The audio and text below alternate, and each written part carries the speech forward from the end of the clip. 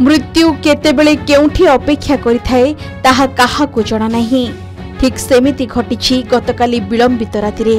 गतकाली विलंबित रातिरे serial shooting सारी car रे किछि कलाकार घर को फेरुथिले, हेले अधा बाटरे छकी बसिथिला जम।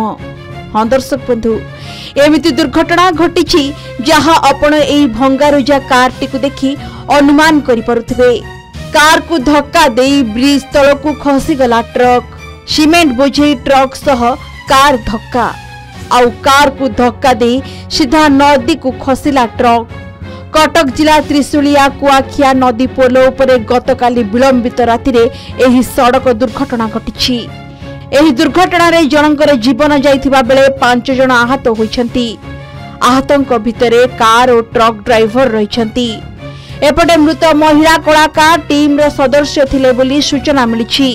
मोना होजे एठिकार बासिंदा, मोना होजे डाकना होजे पुना। काली केतरा यात्रे पाए ए 11टा खंड हबो गाड़ी सेम तो कहि हो ना। हम आइला सी कार ऊपर चढ़ी जाईची, गाड़ी उल्टी पइला, से कार वाला स्पॉट डेड आउ टेकी नै गेला, गाड़ी टाणी नै गेला। त एती तो कथा हम पळेलु राती गेला कोन ड्राइवर कथा कहि हेला राती रे।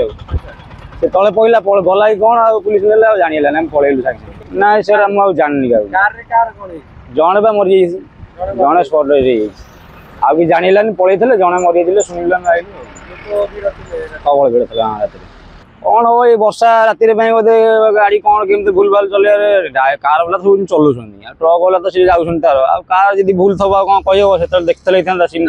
सूचना अनुसार गतकाली विलंबित राति रे शूटिंग सारी एक कार रे कटक बालिकुदारू फेरुथिले टीवी सीरियल रो कलाकार टीम। एही समय रे कुआखिया ब्रिज उपरे सीमेंट बोझे ट्रक सह कार धक्का होइथिला।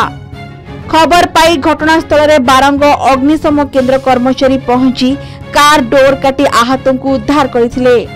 पुलिस पहुंची मृतदेह को उद्धार करी व्यवच्छेद पई पठाइथिबा बेले आहत मानकु उद्धार करी मेडिकल को पठाइछि।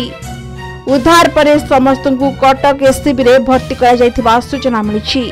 कटक रु देवाशीष पंडांक सह जय महांती रिपोर्ट, के न्यूज ओडिशा।